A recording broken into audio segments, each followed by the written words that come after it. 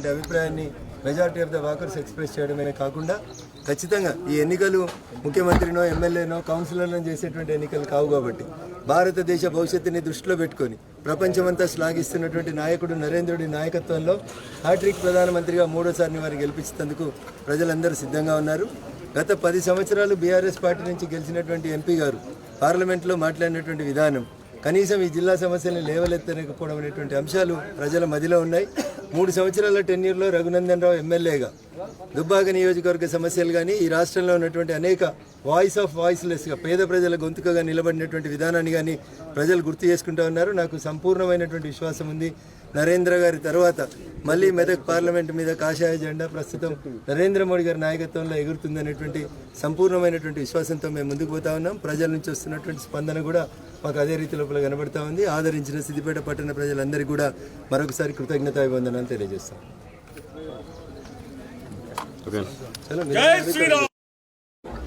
ప్రభుత్వ అనుమతి తీసుకోకుండా, ఎన్నికల సంఘం అనుమతులు లేకుండా ప్రైవేట్ ఫంక్షన్ హాళ్లలో ప్రభుత్వ ఉద్యోగులతోటి మీటింగ్ పెట్టకూడదనేటువంటి చిన్న గీతను మర్చిపోవడం అనేది దురదృష్టకరం. ఆయనే చెప్తాను, నేను 30 ఏళ్ళు కలెక్టర్ చేసిన అని. మరి 30 ఏళ్ళు కలెక్టర్ చేసిన ఆయనకు ఎన్నికల కోడ్ అమల్లో ఉన్నప్పుడు ప్రభుత్వ ఉద్యోగులతోటి మీటింగ్ పెట్టకూడదు అనేటువంటి మాట ఎందుకు మర్చిపోయింది అనేది ఆయన చెప్పాలి. ఫ్లయింగ్ స్క్వాడ్ ఇచ్చినటువంటి కంప్లైంట్ మేరకి 106 మంది ప్రభుత్వ ఉద్యోగులు పొట్టగొట్టినారు. మీరు 10 సంవత్సరాలుగా మీరు ఎట్లయితే పైసలు పంచడానికి డిఆర్డిఏ సెర్ఫ్ ఉద్యోగులను వాడుకొని, సిఏలను వాడుకొని, ఊర్లలో ఉన్నటువంటి సెల్ఫ్ హెల్ప్ గ్రూపులకు సంబంధించినటువంటి మహిళా సోదరిమణులతోటి తప్పుడు పనులు చేపించి మీరు గెలుస్తూ వచ్చినారో డబ్బులు పంచి, ఇప్పుడు ఆ విధానం చెల్లదు అని అంటున్నాం. తప్పుడు పనులు ఇన్ ద సెన్స్ ప్రజాస్వామ్యంలో ఓట్ల కోసం డబ్బులు పంచడం అనేది తప్పు పని. అట్లాంటి పనికి వాళ్ళని పావులుగా చేసుకున్నారు. నేను ప్రభుత్వ ఉద్యోగులకు కూడా సవినయంగా చేసే అప్పీల్ రాష్ట్ర వ్యాప్తంగా, అన్న మీరు ఎన్నికల విధులు తప్ప, Venkatrami Reddy is no more collector, Harish Rao is no more minister. ప్రభుత్వ విధులు ఎన్నికల విధుల మధ్యలో ఉన్నటువంటి తేడాన్ని చాలా స్పష్టంగా గమనించండి. 106 మంది కుటుంబీకులకు నష్టం జరిగితే నాకు నష్టం జరిగినట్టుగా నేను భావిస్తూ ఉన్నా. కానీ వెంకట్రామరెడ్డి గారు లాగా విల్లాల దావత్ చేసుకొని కాళ్ళ మీద కాలేసుకొని టీవీలకు బయట ఇవ్వలేదు రఘునందన్ రావు. ఉగాది రోజు కూడా ఎన్నికల ప్రచారంలోనే ఉన్నాడు. నిజంగా నీకు అంత ప్రేమ ఉంటే, నిజంగా నీకు ఎన్నికల నియమావళి మీద నీకు అవగాహన ఉంటే ఎందుకు పిలిచిన వాళ్ళని మీటింగ్కి, ఎందుకు నష్టం చేసిన వాళ్ళని? నేను ఎన్నికల సంఘాన్ని మీ ద్వారా అడుగుతా ఉన్నా. అమాయకులు, చిరుద్యోగులు, పేదలు మా పాత కలెక్టర్ కదా అని పిలిస్తే ఏమైనా పోకపోతే కష్టమవుతుందని వచ్చినటువంటి చిరుద్యోగుల మీద చర్య తీసుకున్నారు కదా కలెక్టర్ గారు. మరి ఇంత తప్పు చేసిన ఆయన, చదువుకున్న ఆయన, జిల్లా మ్యాజిస్ట్రేటు, కలెక్టరు, ఎన్నికలకు రిటర్నింగ్ అధికారి కూడా పనిచేసిన ఆయన ఈ తప్పు చేసింది కదా, ఆయనను ఎందుకు మీరు ఎన్నికలలో పోటీ చేయకుండా నివారించారు అనేది ఇలా ఎన్నికల సంఘం ముందు నేను ఉంచుతున్నటువంటి ప్రశ్న. It is a debatable issue. Public ఆలోచించాల్సినటువంటి అంశం. రఘునందన్ రావుకి తెలియదు ప్రభుత్వ ఉద్యోగులతో మీటింగ్ పెట్టిండు, లేదా ఇంకొక ఆయనకు తెలియదు మీటింగ్ పెట్టిండు అంటే అది వేరు. అన్నీ తెలిసినావు నువ్వు కదా, నువ్వే కదా ఎన్నికల అధికారి. చాలా ఎన్నికలకు మీరు ఎన్నికల అధికారిగా పనిచేసారు కదా. డిస్ట్రిక్ట్ మ్యాజిస్ట్రేట్ అంటారు కదా కలెక్టర్ గారిని. నీకు ప్రభుత్వ ఉద్యోగులతో మీటింగ్ పెట్టొద్దని తెలియదా? ఏం చేద్దామని మీటింగ్ పెట్టినావు? డబ్బులు పెంచాలనే ఆలోచన ఎందుకు వస్తుంది నీకు? ఎందుకు గెలవాలనుకుంటున్నావు? నువ్వు గెలిచి ఏం చేస్తావో ప్రజలకు చెప్పు. 2021లో ₹1 ఖర్చు పెట్టకుండా మిమ్మల్ని ఎమ్మెల్సీ చేసిండు కేసీఆర్. 2021 నుంచి నీకు వచ్చిన 3 సంవత్సరాల ఎమ్మెల్సీ నిధుల్ని నువ్వు ఏడ ఖర్చు పెట్టినావో చెప్పు. ఇలా చెప్తున్నావు కదా మెదక్ ఎంపీ గెలిస్తే 100 కోట్లు ఖర్చు పెడతా అని. 2021లో మీరు ఎమ్మెల్సీ అయినారు కదా వెంకట్రామరెడ్డి గారు. 21 అయిపోయింది, 22 అయిపోయింది, 23 అయిపోయింది, 24కి వచ్చినాం. ఎందుకు మరి 3 ఏళ్ళకోలే 100 కోట్లు ఎందుకు ఖర్చు పెట్టలేదు? నీకు నిజాయితీ లేదు, నీకు చిత్తశుద్ధి లేదు. నీకు అధికారం ఎందుకు కావాలంటే కోకాపేట పక్కన ఎకరా 100 కోట్లు పెట్టి కొనుక్కోవాలి. పైసలు ఎవరి బినామీవి తేలుస్తాం, తప్పకుండా తేలుస్తాం. ఇవన్నీ తేల్చాలి. ఖచ్చితంగా ప్రజా తీర్పు రావాలి. వెంకట్రామరెడ్డి అనేటానే బీఆర్ఎస్ మీద ప్రేమ కొద్ది చేస్తలేడు. బీఆర్ఎస్ వాళ్ళు బలవంతంగా ఆయనతోటి పోటీ చేపిస్తున్నారు. పైసలు ఉన్నాయి ఖర్చు పెట్టి గెలుద్దామని చేస్తున్నారు. దాంట్లో భాగంగా అమాయకులైనటువంటి ఉద్యోగులను తీసుకుపోయి వాళ్ళతోటి పోయిన అసెంబ్లీ ఎన్నికలలో దుబ్బాకలో ఏ ప్రయోగం చేసిందో అదే ప్రయోగం చేద్దామని మళ్ళీ హరీష్ రావు ఆలోచించిండు. పాపం ప్రయోగం బెడిసి కొట్టింది.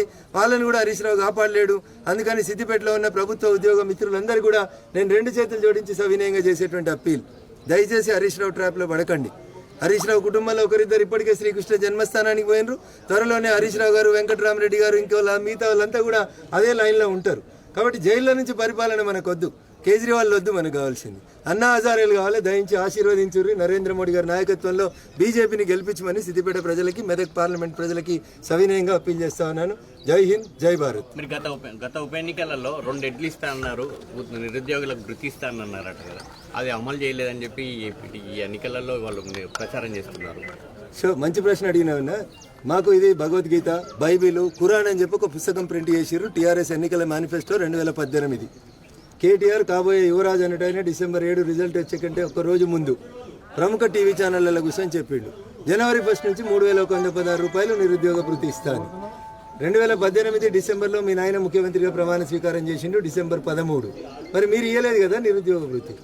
నేను అది ఆ పాంప్లెంట్ అనేది 2020 బై ఎలక్షన్స్లో ఇచ్చిన పాంప్లెంట్ కాదు, 2018 ఎన్నికల సందర్భంగా ఇచ్చినటువంటి పాంప్లెంట్. మీలాగా ఒక మీడియా మిత్రుడు వ్యవసాయ డెవలప్మెంట్కి ఏం చేస్తామంటే రైతన్నలు అడిగినప్పుడు వారికి కావాలంటే 2 ఎడ్లు నాగలు ఇస్తామని చెప్పినాం. ఎవరు అప్లికేషన్ పెట్టుకోలేదు. హరీష్ రావుని పెట్టుకోమన్నారు, ఇస్తాం 2 ఎడ్లు నాగలి. లేదా ప్రభాకర్ రెడ్డిని పెట్టుకొని వ్యవసాయం చేయమన్నారు, బరాబర్ ఇస్తాం. నేను 10,000 మందికి డ్రైవింగ్ లైసెన్సులు ఇచ్చిన, దాదాపు 300 నుంచి 400 మంది కానిస్టేబుల్ కోచింగ్ ఇచ్చిన, 250 మంది ఆడపిల్లలు హైదరాబాద్కి పోయి టెట్ కోచింగ్ తీసుకోవాలంటే కష్టమవుతుందని ₹1 ఖర్చు లేకుండా టెట్ కోచింగ్ ఇచ్చిన, అన్నం పెట్టినా, యూనిఫామ్ ఇచ్చినా, ట్రాక్లు ఇచ్చినాం. మేము ఇది నా పనితీరు. మీరేం చేస్తారు? ఎంతసేపు క్లబ్బులు కావాలి, పబ్బులు కావాలి, మంది దగ్గర పైసలు తెచ్చుకోవాలి. మీ మేనిఫెస్టో మీరు అమలు చేయని వాళ్ళు నా దిక్కు 1 ఏళ్ళు చూపెడుతుంటే మీ దిక్కు 4 ఏళ్ళు చూపెడుతున్నాయి అనేది గుర్తుపెట్టుకోవాలి. తీసుకోండి రా, 2018 పాంప్లెంట్ అది. 2018 మీ మేనిఫెస్టో, నా పాంప్లెంట్ రెండు పక్క పక్కన పెట్టుకుందాం. 2018లో నన్ను దుబ్బాక ప్రజలు గెలిపియలేదు, అయిపోయింది ఆ పాంప్లెంట్ సెన్స్. ఇది నా మాట కాదు, నీ మామని అడుగు చెప్పిండు. 2014లో నేను దళితుని ముఖ్యమంత్రి చేస్తా అని చెప్పిన మాట వాస్తవం, చేయలేదు. ఎలక్షన్స్కి పోయినా ప్రజలకు 2018లో 88 సీట్లు ఇచ్చిర్రు. ఇక నేను చెప్పిన మాట అయిపోయింది కదా అన్నాడు. మర్చిపోయినా ఏంది? కావాలంటే బయట పంపిస్తాం మీకు. హరీష్ రావు కొంచెం జ్ఞాపక శక్తి ఉంటలేదు ఈ మధ్యలో, ఆలోచించమనుండ్రి.